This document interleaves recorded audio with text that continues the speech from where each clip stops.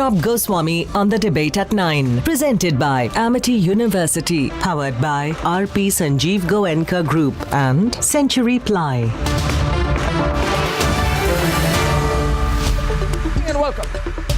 The Karnataka High Court has not given any immediate relief to those who are insisting that students should be allowed to wear hijabs in schools. Hijabs in schools. The entire issue has now come down to exactly what I raised yesterday. Is the hijab an essential religious practice? Ladies and gentlemen, what does essential mean? Essential means mandatory. Essential means necessary. Essential does not mean optional. Essential does not mean voluntary. Ladies and gentlemen, essential does not make it a matter of choice. Ladies and gentlemen, the point is this, that if some hardline Muslims say, no, the hijab is absolutely necessary and obligatory for all Muslim women to wear, then, ladies and gentlemen, a woman not wearing the hijab, a Muslim woman not wearing the hijab, will be questioned for her religious beliefs. And I say, if that happens, what next in this country? Consider this: Indonesia is the world's most populous Muslim nation. There are more Muslims in Indonesia, more Muslim women in Indonesia than in any other country in the world. And what is going on in Indonesia? In Indonesia actually completely bans compulsory hijab for schoolgirls. What does this mean? This means obviously that they don't consider it to be an essential religious practice. But here, what are we doing here? People are arguing, no, hijab is an absolutely essential religious practice. What should we do now? Should we create differences on the basis of religion in schools? What should we be, ladies and gentlemen? Should we be religion first or nation first? I say,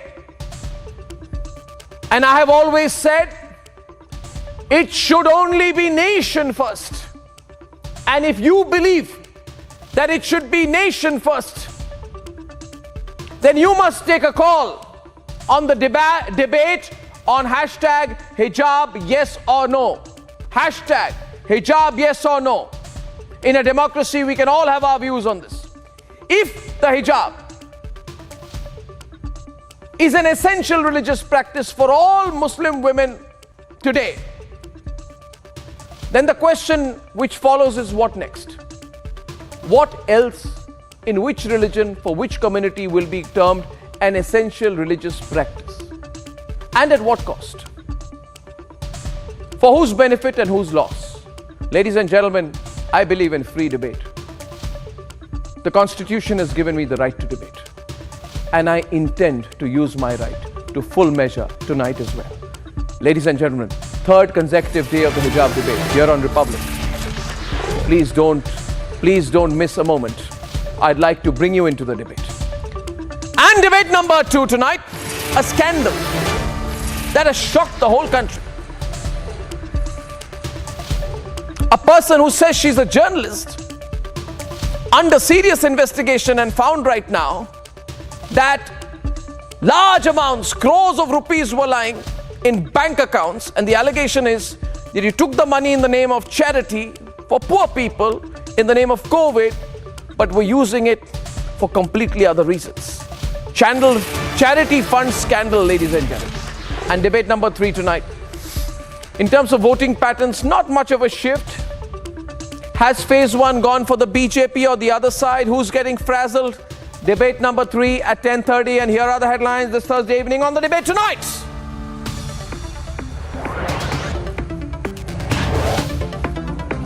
Status quo continues in hijabs in classes and schools. Court says no religious dress till the verdict is announced. Only uniform till Monday. Story gets more interesting as colleges say the girls did not wear hijabs for 17 years in class. की तारीफ में मुस्लिम बहनों के बयान, उनके video देखकर उनको हक रोकने के लिए नए-नए तरीके खोजे जा रहे हैं. And the Prime Minister says the BJP has the full support of all Muslim women, claims the opposition is trying to inject fear in their minds now. Uttar Pradesh में हम माफिया राज और गुंडा राज समाप्त करेंगे. भारतीय जनता पार्टी का पूरा सफाया कर देगा कि जो परिणाम 10 मार्च को आना है वो आज शाम को ही आ जाएगा. Uttar Pradesh clocks over 60% in phase 1. Who's ahead and who's sounding rattle tonight? Massive charity scandal involving Rana Ayub. The Enforcement Directorate attaches over 1.7 crores from her accounts. And did she transfer money collected in the name of charity campaigns for the poor into her personal accounts? Rana Ayub denies receiving the provisional attachment order of the ED.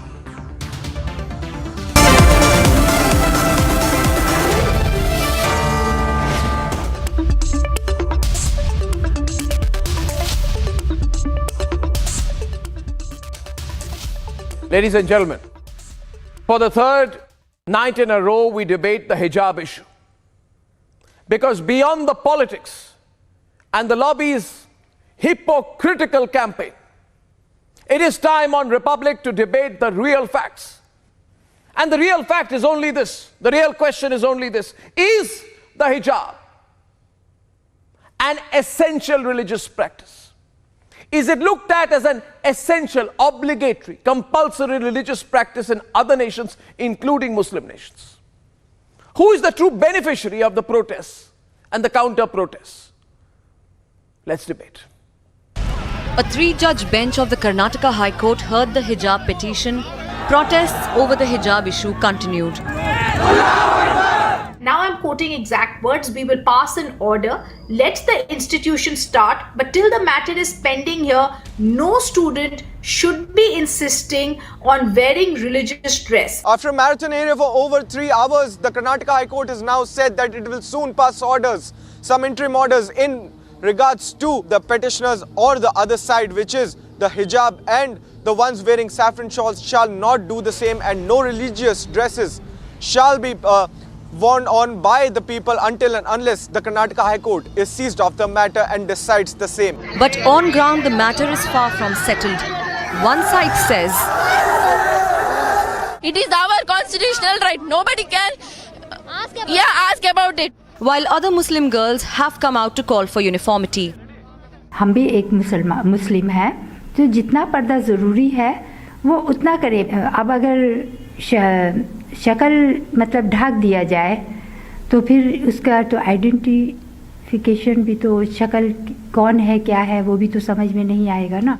In the interim, the Karnataka Chief Minister is appealing for peace. The outsiders not to provoke anything which will disturb the peace and tranquility of the school campuses and in the state at large. It is our duty to create a peaceful atmosphere so that justice can be delivered. But now, protests and posters are making their way to parts of Madhya Pradesh. इसमें सूचना मिली थी कि कोई कागज़ पे एक print out चिपका हुआ है जिसकी तस्दीक की गई. इसमें कुछ कंटेंट ऐसे थे जो माहौल को बिगाड़ने के उसके थे. Posters of first hijab then books were propped in Beed district of Maharashtra. But the question on what triggered a rapid escalation remains. The Vice President of the College Development Committee says hijab was not worn in the classes for over a decade. From 2004, when the uniform code came, dress code came, every students were following the same rules and regulations. Uniform doesn't involve hijab? No. Only dupatta, shawl, top and pant. Okay. Every students were following. Some say the face-off may have triggered when a few Muslim girls participated in ABVP protests in the month of October. Followed by that, SDPI's alleged intervention to put an halt to this By November, Campus Front of India and ABVP presence in colleges, creating frictions, eventually crescented with the hijab protest. Numerous nations have banned and restricted full veils and headscarves, including Azerbaijan, Algeria, Kosovo, Tunisia, and Morocco. And the lobby's hypocritical stand is for all to see. While some circuits are trying to provoke, the Prime Minister has a message. अपने मुस्लिम बहनों को 3 तलाक के जुल्म से मुक्ति दिलाई है। जब मुस्लिम बहन बेटियों का समर्थन खुलेआम भाजपा को मिलने लगा, तो जो कुछ वोटों के ठेकेदार होते हैं, उनकी नींद हराम हो गई। हमारी सरकार हर मजलूम, हर पीड़ित मुस्लिम महिला के साथ खड़ी है। It is time to put all facts on the table.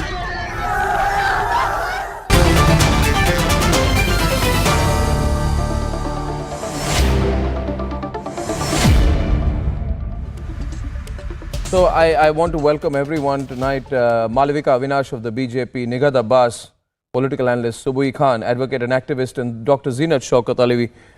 She's Professor of Islamic Studies and Director General of the Wisdom Foundation. On the other side tonight, pro-hijab. On the pro-hijab side, I have Lubna Sarwat, activist from Hyderabad, Ifra Jan, additional spokesperson for the National Conference, Maria Tabassum, activist and educationist from Hyderabad, Mrinalini Deshmukh, lawyer from Mumbai, and Rania Zulekha is a student activist from Kerala. So we have all sides tonight. Now, bottom line is this, that I believe that the only person who's been proven correct so far is me. And I'll tell you why. Subuhi, and I want to bring you into the debate. Subuhi and Maria Tabassum can open the debate. The only person proven right is me, because I said yesterday that it all boils down to whether the hijab is an essential religious practice. And I began my program tonight by saying, what is essential? Essentials means obligatory. Essential does not mean choice. So all the people, Subuhi, who've been saying it's the choice of the women, let them wear what they want, are completely wrong. It's not about choice. If you say essential, there's no choice. You're basically saying if you're Muslim, you have to do it. So it's totally hypocritical to first say it's an essential religious practice and then say it's a matter of choice. Subui is opening the debate. On the other side, Maria Tabassum. Please, Subui. Arnab, actually there are more than one hypocritical statements that these people are making. At one point they are saying that it is our religious right, it is our right that Islam gives us, we have to do it. But they're not able to show any source mentioned in Quran or any authentic religious script. With the sixth turban, sixth have it properly mentioned in their scriptures that this is what they have to do. In Islam, there is no mentioning of niqab or hijab or burqa in Quran Sharif, not even a single verse. Other hypocrisy. They are mentioning right to religion, mentioned in Article 25 of our Constitution, which gives us a right to practice, profess and propagate our religion.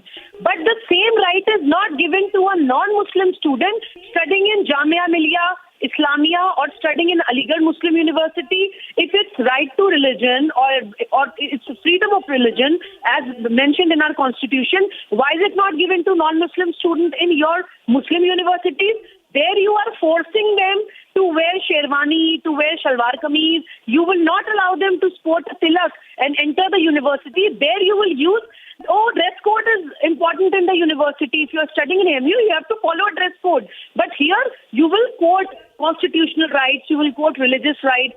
Another hypocrisy, Arnab, if it is a right to choose, if it's a woman right, then what about rights of women like me, women like Nighat, who do not want to wear hijab, or if we want to wear it as per our convenience or our wish?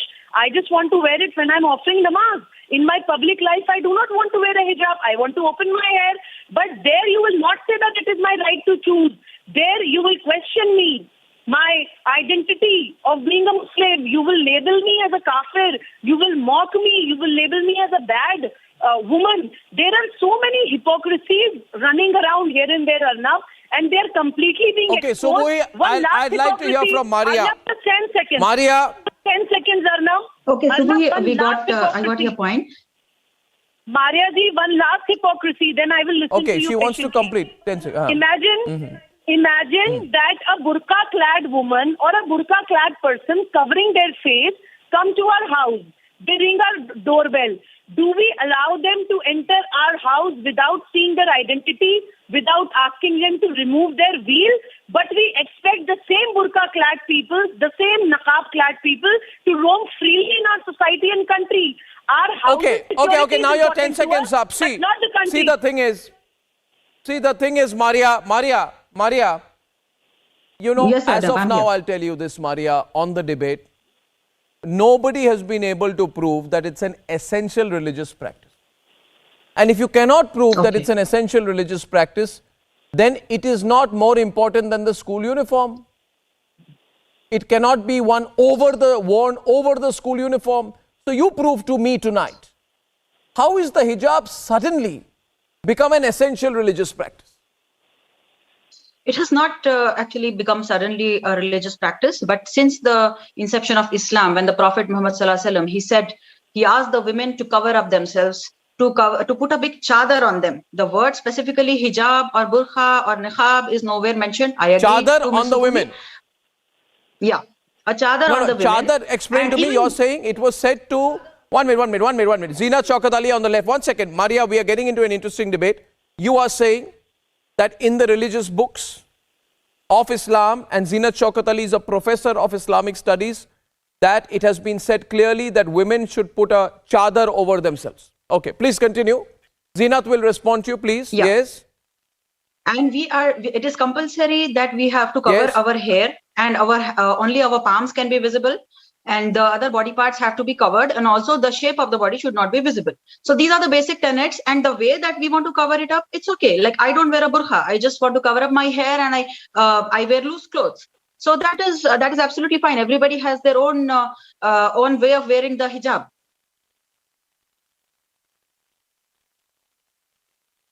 No, I don't understand. Tell me, why is it an essential religious practice? See, it's a very important. How is it? No, the definition, Maria. See, the fact of the matter is, this has been made an issue by all of you now. That no, the girls must wear the hijab. It's also, by the way, Maria, can you tell me, why is it that it's now coming out, people from the school are saying that from 2014 to 4 till 2021, right? They entered the classes in the school uniform. There was no hijab, and nobody was saying, oh, my religion is being trampled over. How come it suddenly came up now? What happened? People suddenly understood that it was a religious practice. How come those who were entering school without hijab are now suddenly saying, no, we must all wear the hijab? Just explain this to me. Is it just an awakening, a religious awakening? Yeah, if you let me speak. See, 2011, I completed my master's. Now, talking about this school in particular, the Vice President of the College Development Committee has said that from 2004 till December 2021, everybody entered the classes without the hijab. See, it's an important point, and now they are suddenly saying, no, we must wear the hijab, otherwise you're trampling over my religion. No, it is quite possible. Oh, so what if the same students entered without the hijab earlier are now insisting to wear the hijab now? Why is that happening? No, but maybe there were no. I am telling you that the Vice President of the College Development Committee has said, please understand, that from 2004 to 2021 December, everybody, including Muslim girls, entered the classes in uniform without a hijab. No hijab was worn ever in the class for 17 years. So why now? Are we here to discuss only about that particular college, or in general you want to know about Islam? You asked. No, I am asking about that school, because that school is the starting point. Because I am not. You answer my question. Why is it now? That school. So I see, until I see the facts. Zinat is responding. Zinat. No. Zinat is on the debate. Ladies and gentlemen, there's a question in my mind. Zinat. What's going on here exactly, Zinat? Because many times... Zinat, what's going on here? You don't wear a hijab. You see, you don't wear a hijab. By her definition, you are not a practicing Muslim woman. No, I wouldn't like to attack anyone. Arnab, I'd like to be very, very absolutely unequivocally clear that first of all, the word that you're using, hijab, is mentioned 7 times in the Quran, and there is no way that is mentioned in the form of clothing. Let's start with that. The word hijab in the Quran, and it is so important to know this because if you read the Quran and you're not told about it, there are 2 different things. Either you hear it from somebody else or you read it yourself, and you read several translations, you read several understandings, you learn the language, and then you try to understand what the Quran is telling you. So first of all, this piece of cloth that you're talking about is not called the hijab in the Quran. We are now talking about the primary source of Islam. I start from there. It is mentioned that, when it is mentioned metaphorically. It is translated in the best Arabic dictionaries and lexicons as a curtain, as a partition, as something that is that divides you. So, for example, there is a hijab between good and evil. There is a hijab between human beings and God. There is a hijab between people who do good things and people who do bad things. There is a hijab when Mary got pregnant and she wanted to seek recourse, she went to it and she put herself somewhere, and that was called a partition. Now, then it is mentioned in terms of Hazrat Suleiman, that is Solomon the prophet, who loved horses, and he was watching his horses run till they disappeared into the night, or the veil of the night. The hijab came in and he couldn't see the horses. And there is one verse in Surah number 33 which speaks of the Prophet's household, when in the 4th year of the Prophet's entry into Medina, there was a wedding, and in the Prophet's house, which was a mosque, there were no doors. So you see, people used to enter just any old way. So it was said that when you enter, there are Al-Mu'mineen, that is the mother of the faithful, and other ladies. So kindly see that you are behind the curtain. Now, this was for men and for women. Here also, it is not mentioned in the form of any kind of cloth. So that's point number 1. Point number 2 is that, it is mentioned in the Holy Quran that you wear the word khimar and the word jilbab. Now, what did these 2 words represent? You have to understand that 2,500 years earlier than Islam has never established, it never spoke about, it didn't invent the veil. It existed in Arabia, in all Arabian society. So all people across religious and cultural traditions use that. You have to understand that on the West you had the Persians and the Roman empires also were there, and each one had their own understanding. So this is the way you find the 2,500 years ago statues of, are showing you that this kind of coverage existed. When it comes, and also in Arabia, when the Prophet Muhammad, may peace be upon him, came began to preach, there was a dress which was called a khimar, which was worn, like over the head and at the back, and it used to have a huge slit in front.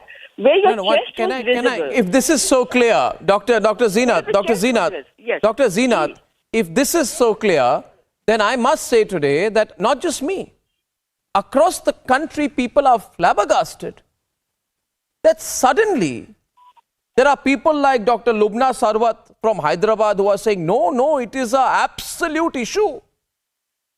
If you don't allow a Muslim woman to wear a hijab, you are trampling on her right to religion. You see, Lubna, you prove to me it is an essential religious practice, because if you cannot prove either here or in court that it's an essential religious practice, then you cannot say, no, the girls will wear the hijab in school, or tomorrow if they join the army or the air force or the navy or the police, they'll wear the hijab. You have to prove that it's essential. Yeah, you have to prove that it's essential. Suddenly this crisis has come about that in India, Muslim women should wear the hijab. How is it essential? How is it obligatory? How is it obligatory? Please, go ahead, Lubna. I'm all ears. Yeah, okay. Hello to everyone. Arnab, 2 things here. First of all, the girls, as you said, pointed out that it's the main issue is that the girls who were entering into a college with their uniform, and the scarf that they were wearing, it was a part of that uniform as per the rule book of the school. Let this be very clear.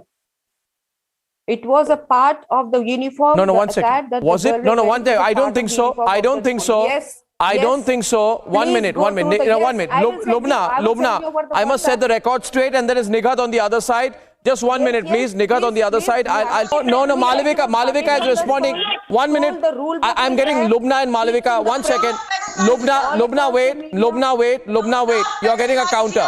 Lubna, just wait a minute. Okay, Malavika. I have not finished, Arnab. I have not got my minimum time and I have a counter. Let the counter. No, but you are making a point. No. 1 second. 1 second. I want to ask you here today. I want to ask you. Lubna, I'm asking you. You have said, Malavika, wait a minute. Lubna, just be patient. Malavika, be patient for a minute. Lubna is saying that in that school, yes, wearing a hijab was part of the uniform. Your voice is not audible. For girls going into the school. Oh. Now, I don't know where you got that from.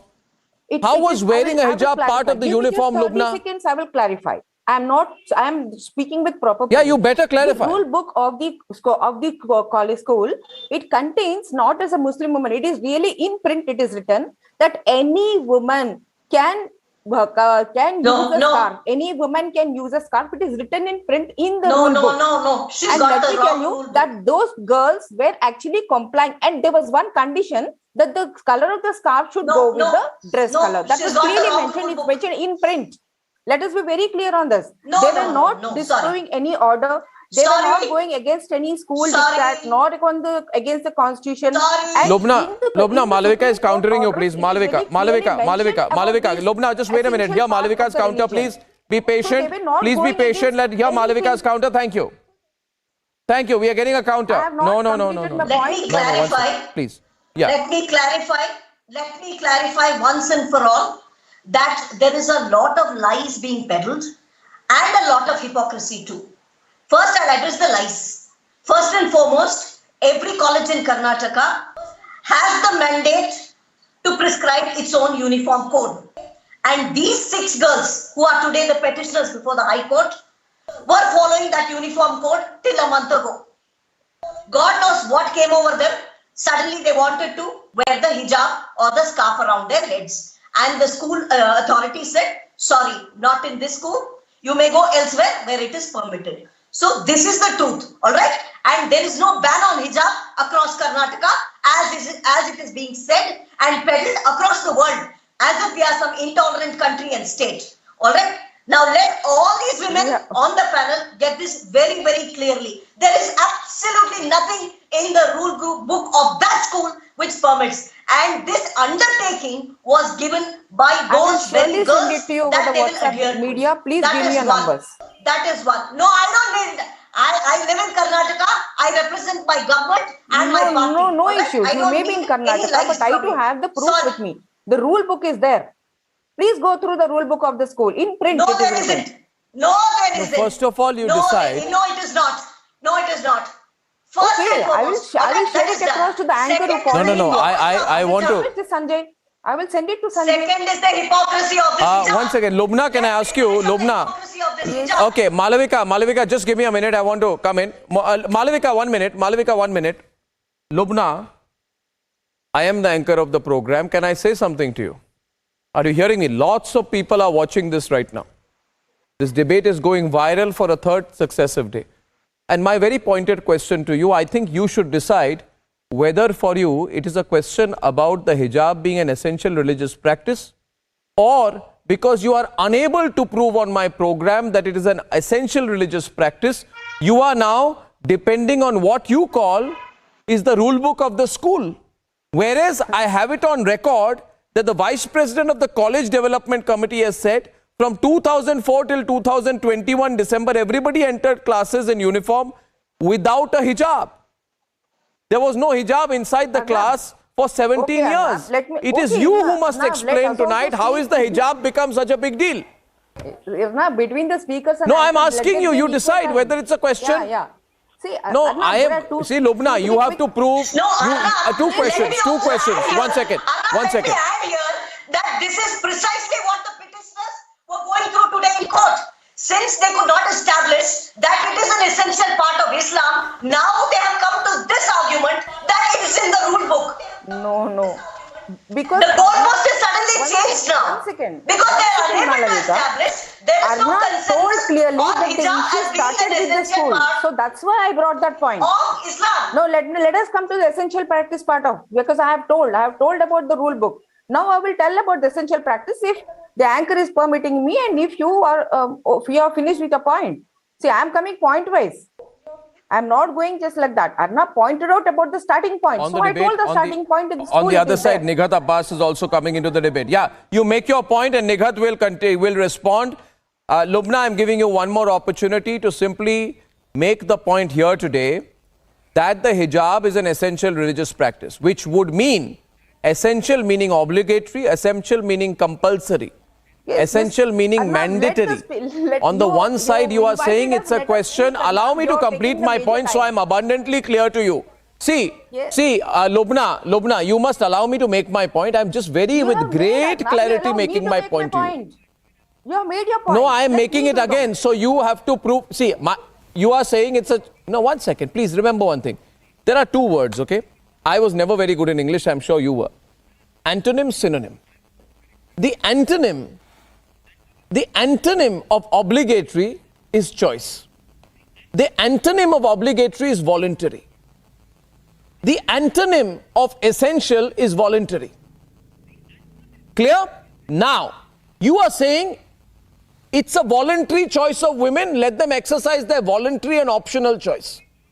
At the same time, you are saying that it is an essential practice, which means it's mandatory and obligatory. You can't say both things. You have to choose. Is it obligatory or optional? First, absolutely. Make that clear on the program tonight. Yes, Lubna. Arnab, I am not here just to listen to you. It's mutual. You are listening and I am listening. It's going to be mutual. Now, let me tell you, you said starting point is a school. So I proved to you that the girls were not violating the rule. Now, coming to the essential practice.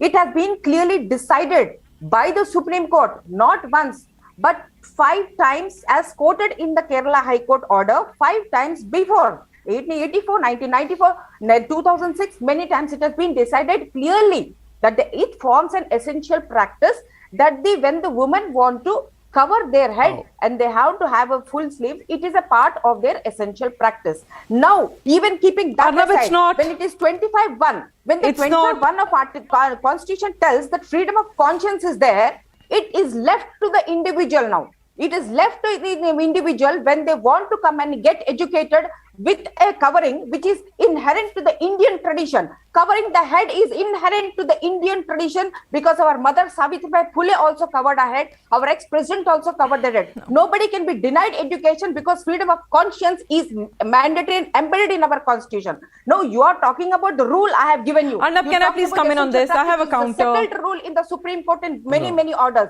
You talked about the constitution. It is an essential practice of conscience that comes here when the girl tells that she feels safe. She feels safe out of a practice that when she covers her head, her neck, it is a part of her. She feels more modest and more respectable and she wants to study in that manner. So are we in India going to tell the girls that you are not, if you cover your head, we cannot educate you? Are we going to tell them this? Essential education is compulsory as per the constitution. Okay, now Lubna say, Lubna. I have given you all the 3 steps now. Lubna, no, I will. No, 1 second. Before Nighat comes in, please. No, 1 second. Before you come in, Nighat, I have to make a point here. Yeah. To Lubna. Lubna, unfortunately, our response is full of tremendous contradictions.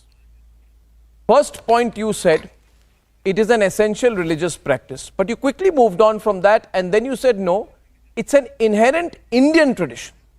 Firstly to you, I am asking all the viewers of Republic tonight. So Lubna, allow me to complete.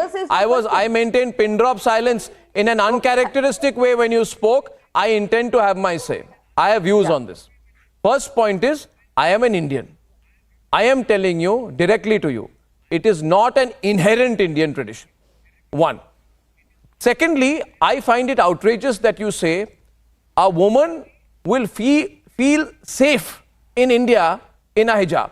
I say no. We don't live in a country where a woman will feel safe only if she's wearing a hijab. I bring back to the point of essential. I want a response of essential. Where is it essential? Response coming in. Nigat. Where is it essential? Someone prove to me tonight. Not. It's essential. Nigat. Thank you. I have quoted Thank you you, the Supreme Arnab. Court orders. No, not at all. Not at all. Anifra this time. It is Yeah. not at all.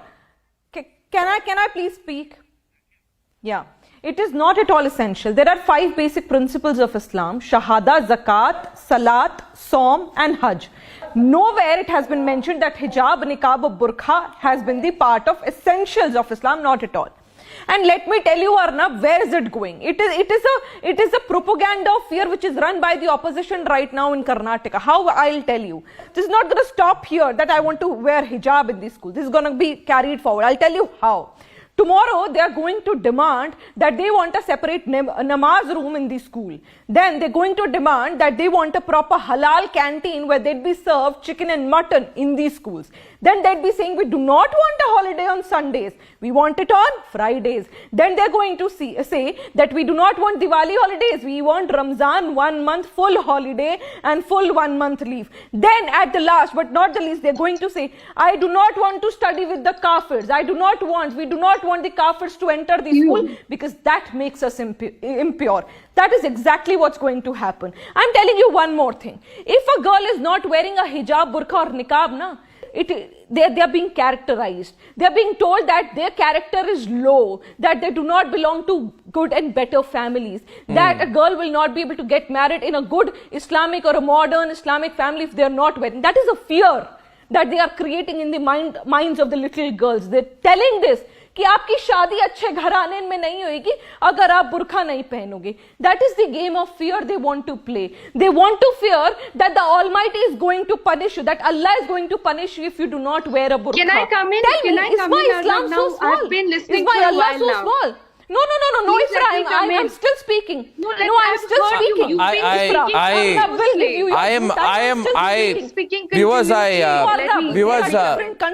Viewers, I think, one minute, Nikat, because I want to give everybody equal time. Allow me, please, just 1 minute, Nikat, thank you. Before you come in, Ifra, just before you come in, viewers, I want to tell you, we are having a fantastic response to our debate today because this entire debate has come down to whether it is an essential religious practice. There is a group of people who said Muslim women should have the right to choose what they want. At the same time, the people go in court and say, no, it's an essential religious practice. The two things don't match. Viewers, please remember, countries with large Muslim populations, Kazakhstan, Uzbekistan, they have banned the hijab. And why have they banned the hijab? To adhere to rules of the uniform. If the uniform is necessary. Right? Now I ask Ifra to prove to me that it is an essential religious practice. Because nobody, Ifra, nobody, and you also can't. You can't prove that it's an essential religious practice. Let me speak, Ifra, Arnab. You're just going on and on. Yeah, thank you. Number one, you said if a practice is essential to religion, therefore it automatically becomes compulsory. Absolutely wrong. Puja, for example, is essential to Hinduism. That does not mean that every Hindu is compulsory forced to perform puja every morning. So how much religion you choose to imbibe in your own life is always a choice. Namaz is an essential practice of Islam. That does not mean one puts a gun to my head every day and says, if you don't do namaz. Similarly, puja is an essential practice of Hinduism. I'm sure nobody puts a gun to anybody's head in this country to perform the puja. That does not mean you say puja is essential, therefore it's compulsory on everyone. That is basic common sense. A practice may be essential to a religion, but then how much I tell you, using that common sense. Your choice. No, 1 second, Yeah. 1 second, one minute. Listen now. Question to you, Ifra, question to you, Ifra, a counter question to you, Ifra.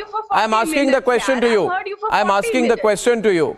The entire argument, which is I am asking you the question. The entire argument, therefore, wonderfully comes down to that one single point. The entire argument, Malavika, 1 minute. Malavika, just wait a minute. The entire argument has come down to whether we can prove that it is an essential religious practice. For example, today, Ifra is on the program today. Ifra is on the program today. Ifra, 1 minute. Ifra, you're on the program today. And I see that you are wearing a hijab. Really forced You've covered me. you've covered your hair. Investigation done. You've covered your hair can today. have One second. I'm completely okay with that. I'm just observing that most often, whenever you used to come on my program earlier, before this, you wouldn't cover your hair. Exactly. But today you are covering your hair. I'm not saying you're doing it because you've come on the hijab debate. I am only making a point that earlier you never used to cover your hair. That's the point, Arnab. The point is that I, as a woman, should be allowed to come. You're doing it to make a point?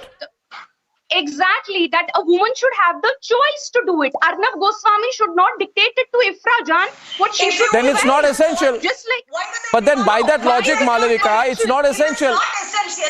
By that logic, you are yourself defeating the... It's not essential. How much religion I follow. But then you are yourself saying it's not essential. I choose to decide how much religion I follow in my life. It's not. No, you're contradicting yourself. Understanding of Islam is very ISIS-like, Arnab. You're a very ISIS-like kind of understanding of Islam. If you don't follow it in its entirety, then I am going to put a gun to your head and said it's not essential. The reality is, if I do not do namaz, that does not mean that namaz is not an essential. Can you slightly elevate the level of your argument? If you don't do puja, that does not mean why does Indonesia ban hijab in schools? Why? Let me respond to that. Indonesia has not. Malvika, let me respond. Chill, Malvika. Indonesia has not. All right, you speak about your religion. Kindly speak about your religion. Stick to Malvika, that. just a second. A question has been asked. Let me respond to that, Malvika. Yeah, Indonesia has not banned the hijab. It's allowed. Hinduism. You are nowhere near Sanatana Dharma. Please, अरे बोलने We दो don't please. believe in Kafirs and pagans. अरे बोलने तो दीजिए, madam. Please don't get hyper. Please listen to the answer. I'll just tell you one thing. Ifra. 1 second, please. Malavika, volume down for a minute. I am telling Ifra something. I don't know whether to laugh or to cry at the frivolity of your argument. At the same time, no one cares really. But I will just tell you this. Puja and namaz are religious rituals. Please understand. Yes, and they are not essential uniforms. to both Islam and Hinduism. Somebody tell her that the puja or namaz is not a uniform. How are you comparing? I don't understand. Subui is responding. Subui is on the debate. Lawyer versus lawyer. Subui and Mrinalini Deshmukh are on the debate right now. Subui and Mrinalini Deshmukh on the debate. Subui first, then Mrinalini. Mrinalini first. Mrinalini. How do you prove it's an essential religious practice at all? Yeah, Subui versus Mrinalini. Who goes first? Yeah. Okay. Am I audible or no? Can I speak? Arnab, the point here is that Yeah. Sorry. Mrinalini ji. Do you want me to speak first, Arnab? Or yes. Okay. Yeah. Thank you. Just give me a moment. So Arnab, the point over here is that whether it... Okay, sorry. Please go ahead. I just want to... First of all, hijab or niqab or burqa is not an essential part of Islam. It has been proved several times, multiple times. But no, it's not. This there is a very big but here. Even this question is not come up, and whenever the question is come, the even for the sake of argument. For the sake of argument, even if we imagine that it is an essential part of the religion, even then, all fundamental rights, right to religion is not an absolute right. It is subject to certain limitations, public order, morality, decency. When we go to a certain public place, we have to follow a code of conduct. We have to follow a law. There is Karnataka Education Act. Obligation to wear hijab. So talk to me, please. I'm sorry, what did you say? Can you please repeat? Arnab has taken this debate within Islam, not fighting it against the nation. Against the government. I find how tricky you made the debate like this. See, it has nothing to do with government. I personally believe that it is an obligation for me to wear the hijab. Now talk to me. What about my fundamental rights in my education system? Religion is not above our constitution. whatever religion you have, you are free to practice, propagate, and profess. Madam, but you are madam, not the Constitution is just so run over inclusive all that the laws of your country. I can You be part are of not this Constitution allowed- wearing my hijab. I have I'm got sorry, the right your to voice is not practice clear my to me. rights.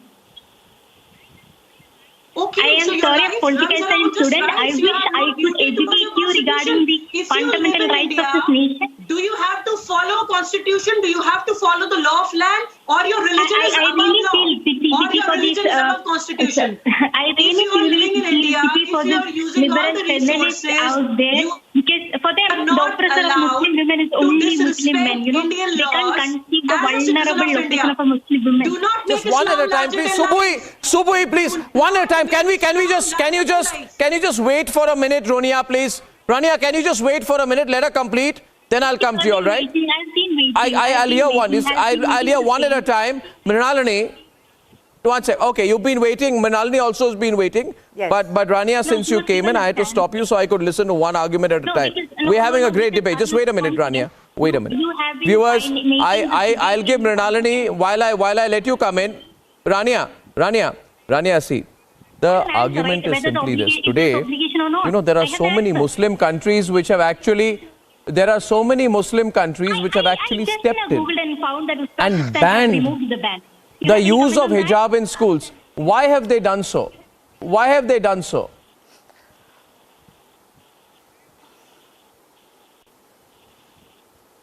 Hello, is it to me?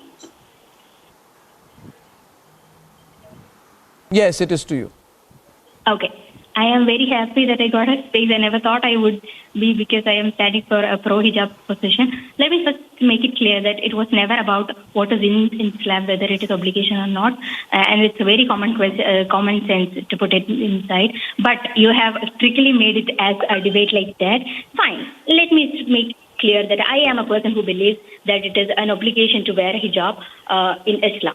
And what you say to me, let me make it clear. What should I do in my school? That I should compromise religion, that I should be put in a position where an artificial a dichotomy is created between my education and my religion. Why is it always me? Why is it always a Muslim woman? Why is it always a Muslim? Religion to follow the Savarna feminists speak that they care for our education, they care for our equality. Let me make Okay. In this context.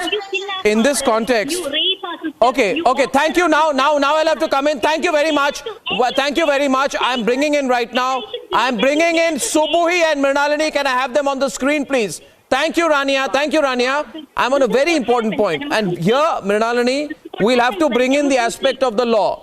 Can I not have so many audio disturbance, please? Can I just speak to Mrinalini for a minute, Rania? Because it's a very important point. It'll be useful to you also to understand this. There's a very famous verdict. And Mrinalini, I bring this to your attention. You must have heard of the verdict in the Fatima Tasneem versus State of Kerala case 2018, in which the Honorable Judge ruled that an individual's interest must give way to dominant interest when two rights collide. The dominant interest in this case is the management of the institution. If the management is not given a free hand to administer and manage the institution, that would denude the fundamental right. And the court said, it is for the institution to decide whether the petitioners can be permitted to attend the classes with a headscarf and full sleeve shirt. It is purely within the domain of the institution to decide on the same. It's a very, very famous verdict. Mrinalini, I think the law is set here. Mrinalini Deshmukh, please counter that. So, Arnab, absolutely. I mean, the judgment of the Kerala High Court that you have just quoted is clear on the point. And that is why, exactly as you may have seen, when the matter came up before Justice Dixit in the Karnataka, the single judge of the Karnataka High Court, He said that since there is already some judgment, and that is why he has referred the matter to, he has requested that the matter be referred to a larger bench, and that's how the matter is now being heard by a larger bench. The 2 points which are very, very essential over here. Number one, that we all have to understand that the matter is now sub judice, and a larger bench of the Karnataka High Court is going to take a decision on it, which with all its wisdom, with all its knowledge and all its experience in the field of law, in the field of even the religious practices or the religion as the case may be. That is point number one. I think the larger point over here is, I do not want to talk about it, whether it amounts to be a religious practice or it is not an essential religious practice, or is it just a custom or a tradition that has been going on for long. I'm on a very simple point. No, is it not that you can give a choice to, especially to any, one moment, Arnab, you let me complete. Is it not that you can give a choice to the lady if she wants to do it, assuming, and I'm arguing against myself, assuming it is not an essential religious practice. I get your point. As per I got your point. So long I want to counter as it you. is not I want to counter you, and I want to bring in someone else from the other side. No. My point is, if you're arguing on law, No. Hear the counter. Hear the counter. Just listen to the counter here. No, Mrinalini, I have limited time. You must listen to my counter. No, you must listen to my counter, and then I'll come back to you. No, Mrinalini, you have to hear me. If you are talking about this being a constitutional law matter, and that hijabs are fundamental rights, then let me also ask you this, please. Article 28 says that no religious instruction should be there in educational institutions. Article 14 talks about equality. Why should any special exemptions be made for hijabs? Article 44, for your kind information, talks about the Uniform Civil Code. So where are you quoting the Constitution here? I can quote para, chapter and verse of the Constitution back at you. I am, 1 minute. So respond. Arnab, I am for Uniform Civil Code. Uniform Civil Code is a need of the hour. But that does not mean that an individual's or any particular community. I'm not the political part of it. Countering. Last minute.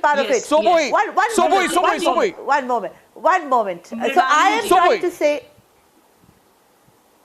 Mrinalini ji, as Arnab rightly mentioned, when two rights collide of whatever nature, the law of land prevails. It is very simple, but common sense is not so common these days. And if you talk about right to choose, okay, a woman has a right to wear a bikini also. But do you think that she can wear a bikini and go to a shopping mall? She can roam around in the market? There is a place to wear a bikini. A bikini can be warm at the swimming pool, at the beach. Please read Article 25. Read Article 25. It talks about public morality. It talks about decency. It talks about other things. 25. I'm sure. Is absolute. Yeah. So I'm surprised that you are quoting Article 25. Ladies and gentlemen, I hate to break this up. This is a riveting debate. This is Mrinalini. This is a riveting debate, and Subbu, it's a necessary debate. I can tell you so many people are messaging right now, don't stop the debate. They want to hear both sides. But I have to only for tonight. But this is what our democracy is about, an open debate. What comes first? Religion, law, constitution, individual right. Let the matter be decided in court. On the other side tonight, we have a sensational charity scandal where someone who says she's a journalist apparently was taking a lot of money. According to the Enforcement Directorate, the money was going for other purposes. What's the truth in the Rana Ayub charity scandal, a story that's broken out a little earlier this evening on the other side?